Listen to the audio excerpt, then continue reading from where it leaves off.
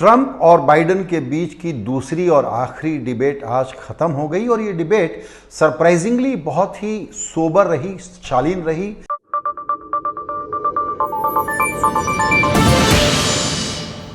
आयोजकों ने तय किया था कि कोई टोका टोकी ना करे, क्योंकि ट्रंप बहुत टोका टोकी कर रहे थे पिछली डिबेट में, तो म्यूट बटन का इस्तेमाल किया जाएगा।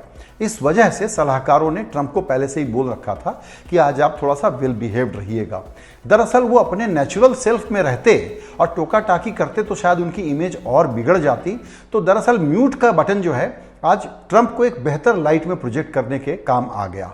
हालांकि बाइडेन की डिबेट भी सोबर थी, ग्रेविटास के साथ थे और वो कोई उसमें पर्सनल अटैक वगैरह करने के मूड में नहीं थे, लेकिन ट्रंप का आप वॉल्यूम तो कम कर सकते हैं, उनको झूठ बोलने से आप कैसे रोक लीजिएगा। जाहिर है कि उन्होंने कई झूठ बोले और उसमें टोका टाकी हुई। सबसे बड़ा मुद्दा छाया रहा कोरोना का, जिसके बारे में उन्होंने कहा कि इट विल गो अवे और हमने बहुत अच्छे से हैंडल किया है। बाइडेन ने आंकड़े से समझाया कि भाई 60,000 लोग रोज बीमार हो रहे हैं, 1,000 लोगों की मौत हो रही है, आपने पूरी गैर जिम्मेदारी इसमें दिखाई है और सर्दियों में तो और भी बुरे दिन आने वाले हैं। कोरोना पर एक दूसरा झूठ उन्होंने बोला वैक्सीन को लेकर के। हालांकि आप भारत में भी सुनते हैं कि बस वैक्सीन अब आ गई, तब आ गई और आपको मुफ्त में मिलने वाली है। चुनाव में ऐसा वादा किया जा रहा है, जो पब्लिक का इशू है उसको ट्रांजैक्शनल इशू बनाया जा रहा है, लेकिन वो एक अलग बात है। वैक्सीन के बारे में ट्रंप ने कहा बिल्कुल बस आ गई, 4 ट्रायल चल रहे हैं। सच्चाई यह है कि 2 ट्रायल सस्पेंडेड हैं, 2 ट्रायल इस वक्त चल रहे हैं और यूएस एफडीए ने अभी किसी को अप्रूवल नहीं दिया है, किसी को डेट मालूम नहीं है। और ऐसे में आज उन्होंने अपने वोटरों को यह भ्रम देने की कोशिश की कि बस आप समझ लीजिए कि वैक्सीन अब जल्दी ही आने वाला है और सबको टीका लग जाएगा, इसकी हमने बड़ी तैयारी कर ली है। ये उनका दूसरा बड़ा झूठ था। ट्रंप झूठ बोलने से बाज नहीं आते हैं। इसका तीसरा एग्जाम्पल हम आपको कुछ आंकड़े से समझाना चाहते हैं। अभी तक अपने पूरे कार्यकाल में ट्रंप 20,000 झूठ बोल चुके हैं। जी हां, 20,000 से ज्यादा झूठ बोल चुके हैं। जब राष्ट्रपति बने थे तब उनका डेली का एवरेज था 11 झूठ। आजकल का उनका एवरेज चल रहा है करीबन 23-24 झूठ, यानी पूरा औसत आप निकालिएगा तो 15 झूठ रोजाना वो बोलते हैं। फॉल्सहुड, मिसलीडिंग क्लेम और झूठ, पूरा झूठ। इसके लिए उनको पिनोकियो दिए जाते हैं। छोटे झूठ के लिए 1 पिनोकियो, बड़े झूठ के लिए 4 पिनोकियो। पूरी इंडस्ट्री चलती है अमेरिका में उनके फैक्ट चेक के कारण। फिर लौटते हैं डिबेट पर। मूल मुद्दा जो है चुनाव का वो है कि कोरोना की हैंडलिंग कैसी रही, इकोनॉमी को कैसे हैंडल करेंगे, हेल्थ केयर का आपका क्या प्लान है, क्लाइमेट चेंज पर आप क्या सोचते हैं और आपकी विदेश नीति क्या होगी। और सबसे बड़ा जहां पर कि अमेरिकी समाज को एक प्रकार से पोलराइज करने की कोशिश की है ट्रंप ने, वो है इमिग्रेंट्स के बारे में कि जो लोग यहां चले आते हैं उनके साथ क्या बर्ताव किया जाए। ट्रंप और बाइडेन के बीच में दोनों में बिल्कुल इसमें 180 डिग्री का फर्क है, दोनों के ओपिनियन में, दोनों पार्टियों के पॉलिसी स्टैंड के मामले में। मसलन बाइडेन ने इस पर बड़ी कहानी बनाने की कोशिश की कि बहुत अमानवीय काम है कि आप बच्चों को परिवारों से अलग कर दें, उनको जेल में डाल दें। उनका दूसरा पॉइंट यह था कि आप चाइना के साथ बहुत सॉफ्ट रहे हैं। ट्रंप ने कहा कि नहीं, चाइना के साथ तो आप सॉफ्ट रहे हैं। तो बाइडेन ने कहा कि देखिए, नॉर्थ कोरिया वाले तानाशाह के साथ दोस्ती करने की, मोहब्बत करने की कोशिश कौन करता है। इसी प्रकार ट्रंप ने भ्रष्टाचार के मामले पर बड़ा अटैक करने की कोशिश की बाइडेन पर और उनके परिवार पर निजी आरोप लगाए, जिनका कोई वेरिफिकेशन या कोई सबूत वो न पहले दे पाए हैं न अब दे पाए हैं।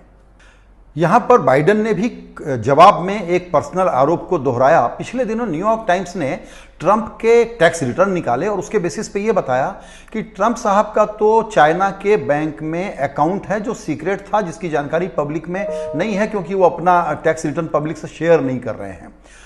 ट्रंप ने कहा कि ये मेरे बिजनेस के समय का है, लेकिन राष्ट्रपति बनने के बाद 2017 में उसमें अचानक $17 मिलियन का रेवेन्यू आया और $15 मिलियन वहां से विड्रॉ हुए।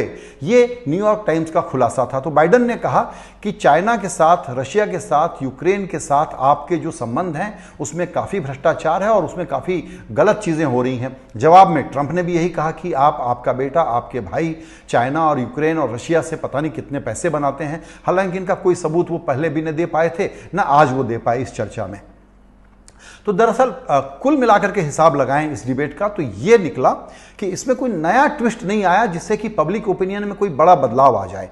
ज्यादातर लोग डिसाइड कर चुके हैं कि किसको वोट देना है या नहीं देना है, इसलिए आप फेंस सीटर्स इस चुनाव में ज्यादा नहीं पाएंगे। तो चूंकि फेंस सीटर्स ज्यादा नहीं है इस चुनाव में, तो इस डिबेट की वजह से कोई नया मोड़ आ जाए ऐसा लोगों को कम दिख रहा है।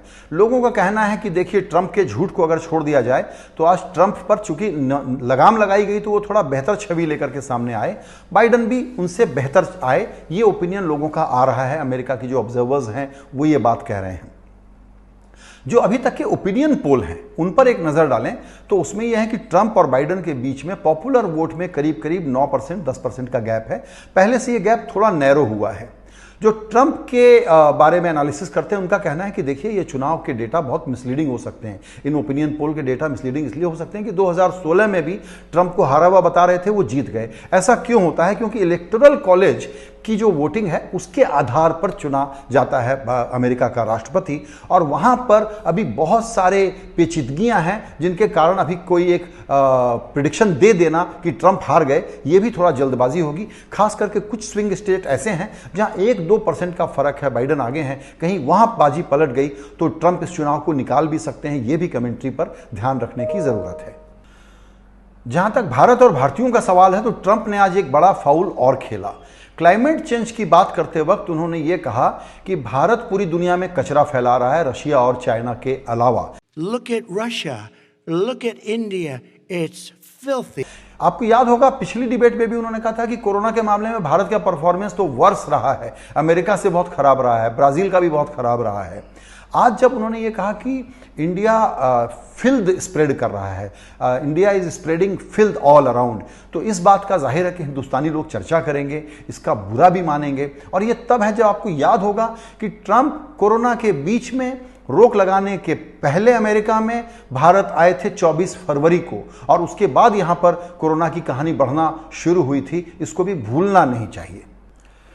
ब्रेकिंग व्यूज में अभी से लेके चुनाव रिजल्ट आने तक अमेरिका के चुनाव की पूरी खबर और समीक्षा हम लगातार करते रहेंगे, तो हिंदी क्विंट से जुड़े रहिए। अगर आपको हमारा ये वीडियो पसंद आया तो लाइक कीजिए, पसंद नहीं आया तो डिसलाइक मत कीजिएगा, शेयर कीजिए और सब्सक्राइब कीजिए, और बने रहिए सबसे ज़्यादा सजग और होशियार।